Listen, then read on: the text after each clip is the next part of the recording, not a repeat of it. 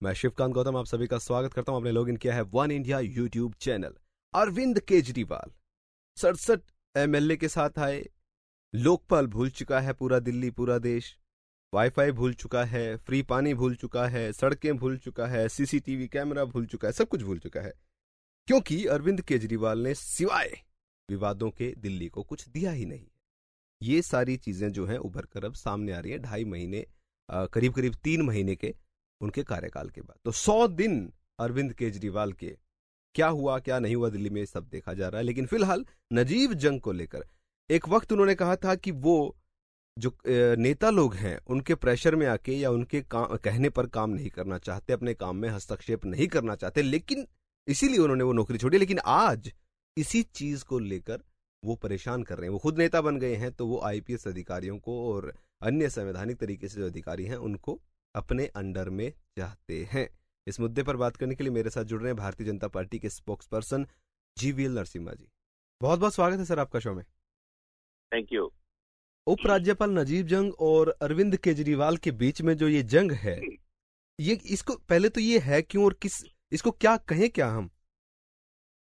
ये कहीं न कहीं आम आदमी पार्टी गवर्नमेंट की सरकार और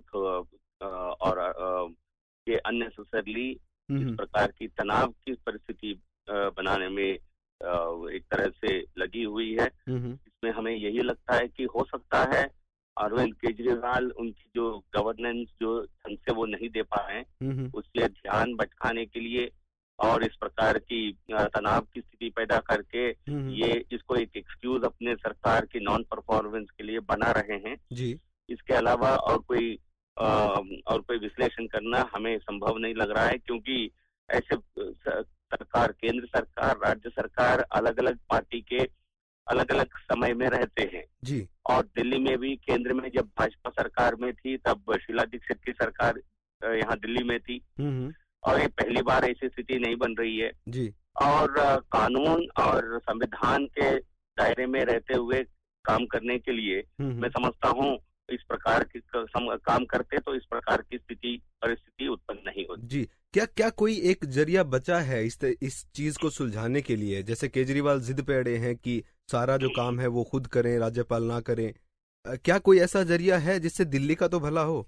और क्या वाकई में नजीब जंग जो है पहले कांग्रेस के एजेंट थे केजरीवाल के अकॉर्डिंग, आज बीजेपी के हैं, तो कोई लेना देना है बीजेपी का नजीब जंग से? अब देखिए, संविधान और कानून ये किसी पार्टी के लिए अलग से नहीं लिखाया गया है जी। और लेकिन कहीं न कहीं इस प्रकार की गलतफहमी केजरीवाल को है कि जैसा वो अपने पार्टी के संविधान को आए दिन उल्लंघन करते हैं, जिस प्रकार उसका धज्जियां उड़ाते हुए अपने इंटरनल लोकपाल को बाहर की रास्ता दिखाते हैं, कहीं न कहीं उनको लगता है कि देश के संविधान के साथ भी ऐसा खिलवाड़ किया जा सकता है। लेफ्टिनेंट गवर्नर को भी उनकी पार्टी के सदस्य या इंटरनल लोकपाल की तरह ट्रीट किया जा सकता है। ये कहीं न कहीं उनकी इमेच्योरिटी को दिखाता है। ये संविधान किसी सरकार के लिए नहीं, किसी पार्टी के लिए नहीं लिखा गया कि किसी के अनुसार, किसी की कंफर्ट के लिए ये संविधान को बदला नहीं जा सकता है। अपनी मर्जी से कोई भी सरकार काम नहीं कर सकती है, न केंद्र में हो, राज्य में हो।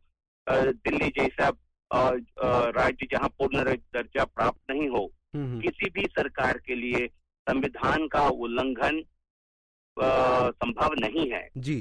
ये समझ की कमी कहीं न कहीं दिखती है जी। उन्होंने कहा है कि वो राष्ट्रपति जी से मिलेंगे और प्रधानमंत्री से भी अपील करेंगे कि इस मामले में हस्तक्षेप करें। ऐसा अगर होता है तो क्या हम सोचें, क्या प्रधानमंत्री जी इसमें क्या करेंगे? उनके आपसी ईगो जो है उसमें क्या कर सकते हैं वो? देखिए, ये राष्ट्रपति के पास जा रहे हैं, अच्छी बात है। ये कोई भी आपत्ति नहीं हो सकती है यदि कोई राष्ट्रपति से मिलना चाहे। एक्चुअली क्योंकि lieutenant governor union home ministry को रिपोर्ट करते हैं जी, तो इसलिए गृह मंत्री को भी लिख सकते थे, प्रधानमंत्री को भी लिख सकते हैं। इसमें कहीं कोई गुंजाइश, कहीं कोई आपत्ति नहीं है जी। ये दरवाजा, कोर्ट के दरवाजा भी खटखटा सकते हैं। सबसे पहले उनको कानून और संविधान की समझ होनी चाहिए। उसकी समझ में यदि इसके इंटरप्रिटेशन में कहीं राज्य सरकार और लेफ्टिनेंट गवर्नर की इंटरप्रिटेशन यदि अलग अलग है, उस विषय को लेकर कोर्ट के दरवाजा खटखटा सकते हैं जी। ये मैं समझता हूँ ये सारे विकल्प उनके लिए अवेलेबल है। पर लेकिन जिस प्रकार वो अधिकारियों के साथ जिस प्रकार की बदसलूकी कर रहे हैं, ये और लेफ्टिनेंट गवर्नर के तो ये वो भी एक कॉन्स्टिट्यूशनल पद है, उसकी गरिमा को पार करके हुए इस प्रकार की हर ऑफिसर के बारे में, हर लेफ्टिनेंट गवर्नर के बारे में इस प्रकार के जो अभद्र भाषा का प्रयोग करके आलोचना करने की जो उनकी स्टाइल है, वो कहीं न कहीं उनको ही मुश्किल में डाल देगी। और जनता भी यदि उनको लग रहा है कि इस तरह की फाइट करने से जनता को इनके प्रति बहुत आदर होगा, मैं समझता हूँ जनता इस तरह की तनाव की स्थिति किसी भी सरकार में देखना नहीं चाहती है। तो इसलिए उनको अपनी जिद छोड़नी चाहिए। जिद यदि उनके लिए जिद ज्यादा मान्यता रखती है, मैं समझता हूँ यहाँ पालना करना संभव नहीं है, प्रशासन नहीं चला पाएंगे। उनको कॉन्स्टिट्यूशन के अंदर रहते हुए इन कॉन्स्टिट्यूशनल इंस्टीट्यूशंस को ध्यान में रखते हुए उनसे संवाद करते हुए समस्या को सुलझाना चाहिए।